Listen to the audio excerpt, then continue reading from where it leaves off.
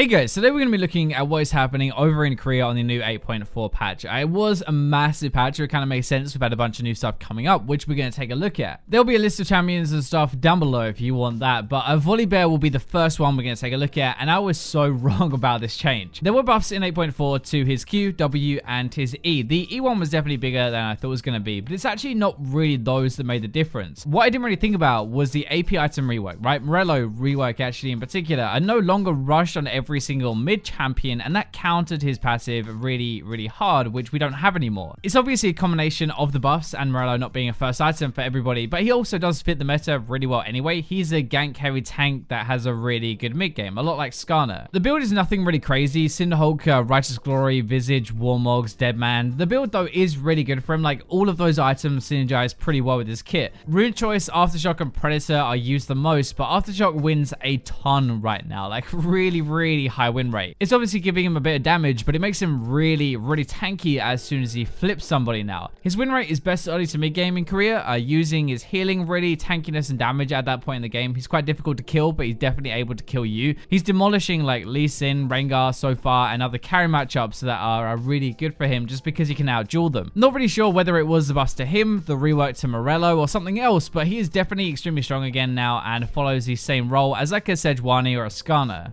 Cassiopeia is definitely now the mid-game god of mid lane, it seems like though. The AP items were the biggest change really, mainly changes to Archangels and Liandry's. This is kind of a theme right now. If you can use Archangels well and Liandry's together, it's a pretty busted combination. Archangels is just really efficient now. It gives more cooldown reduction as well, which is really nice, but Liandry's, a 10% damage amp, is perfect for Cassiopeia. Presence of Mind also got buffed a few patches ago, remember? We had the Morello and Archangels kind of merged as well, so it frees up an item slot for Cassio. Normally it is tier into Abyssal Mask, then Archangels, and then Liandry's as your third item. Rylai's, maybe Void Staff, and Deathcap after that. Phase Rush with Precision secondary is the main rune choice. Phase Rush is just so easy to proc on Cassio with Fangs. You can chase people, and Presence of Mind as well from the Precision tree. Her win rate is pretty bad early in Korea, a super late game as well, not that good, but in the middle of those, she is really good, and most games end between that phase, like mid game, which is perfect. Azir, Zed, Kassadin seems to be kind of the hard matchups at the moment for her over there. The rest are really good for her now because she is just that strong, honestly. Definitely seems like she's kind of overpowered. It's not just her, obviously, but with the new items and stuff, they are really good on her, and never normally has a high win rate. So the fact she has got a really high win rate right now means that she actually is really good. For the AD carry of the video, we're going to talk about Jinx, partly because we talked about Xayah last video, and she seems to kind of be the best now. She's just so safe, and she outputs a lot of damage. Nothing really directly changed to Jinx, though. Only nerfs to Tristana, which maybe indirectly made her better, but obviously she got the buffs a few patches ago. She is decent versus Varus, Xayah, and Ezreal, which really are the meta AD carries in Korea at the moment because we've had this shift to mid game with the buffs, right? Which really helped with that. Also, you do not have to get stopwatch anymore in your rune page, so we've swapped to sorcery, Celerity, and Gathering Storm, the runes now, which are just really good with Jinx. They synergize really well with your rocket spam. The build is still normally like BF Sword, Runins, Infinity Edge, Rapid Fire Cannon, but I have seen a few more people going Shiv after that for 100% crit as well.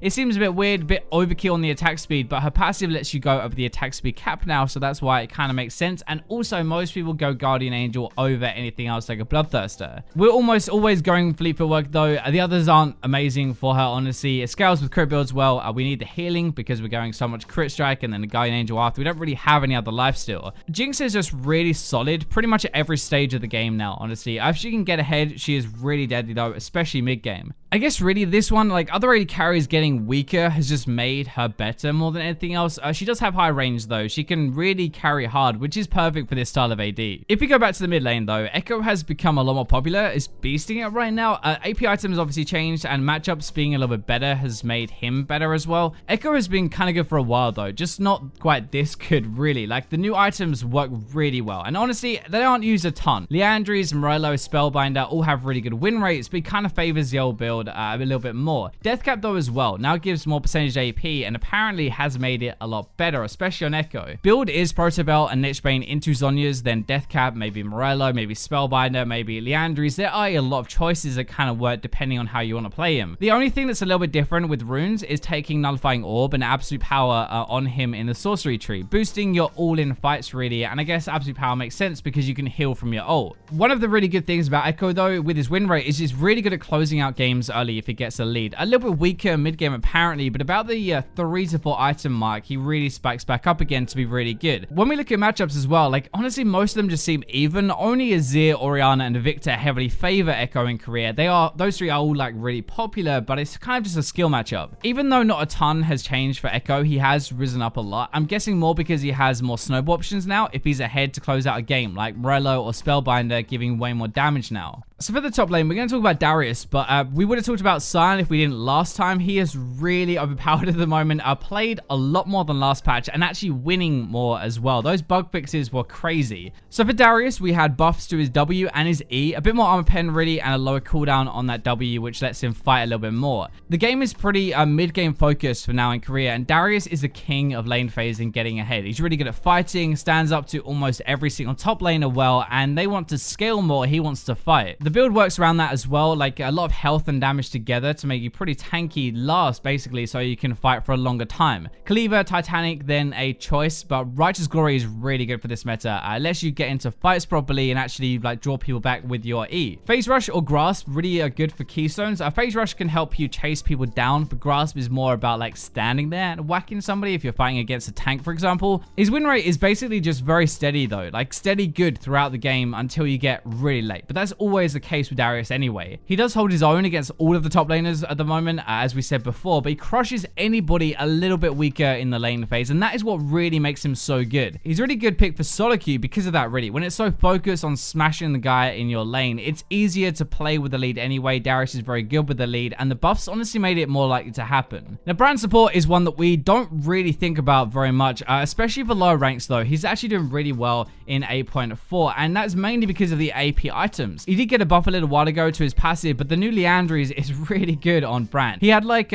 3 buffs in a row, I think, like 3 patches in a row. Direct ones to his passive, then not having to buy Sightstone anymore, which gives him more damage, and now new AP items. The new Leandries is so good. If you think about it, it starts amping up on your first spell, right? Then you get the full 10% damage bonus by the time your passive explosion hits, which is a lot of your damage anyway. So the build is going to look like Remnant, for example, first of all, then Leandries afterwards. You can get like Rylai's, Morello, Zhonya's after that, but the core is going to be your Remnant and your Leandries. Comet most of the time is your keystone as well. It just really adds to your combo, right? Not really anything new here though. Some people take Aerie, but most of them Comet. His win rate is really good early game. Not really much of a surprise, I guess. One of the best supports are getting ahead and then winning the game from that lead because he gets so much damage basically. He's still good later with the new items though. Definitely helps him out there, and he's pretty even versus most supports and AD carries. A lot of the AD carries right now are shorter range and just kind of want to farm, so they're very easy to combo. This one really comes down to the new Leandries though. It's just so good on brand and made him a lot better. I'd imagine this is the same for mid lane brand as well, especially at lower ranks though, where they aren't sure how to play against him and you really want some damage to carry. You can kind of take over the entire game. We're going to go back to the jungle for this one. So Rek'Sai has been kind of sitting at the top of the jungle win rate for the first few days of the patch now, and I'm not exactly sure if we had any changes to her. Not many use pressy attack. That's the only thing really that I could find, but she's just even better than last patch. Most of this is going to come down to how good she is at early ganking and like a pressure jungler really. She does decent damage and she can fight the others that are played a lot against her, like Lee Sin for example. That is kind of the thing. She's like the meta counter. I'm not sure how else to put it. She beats Jarvan, Lee Sin, Kha'Zix, Kayn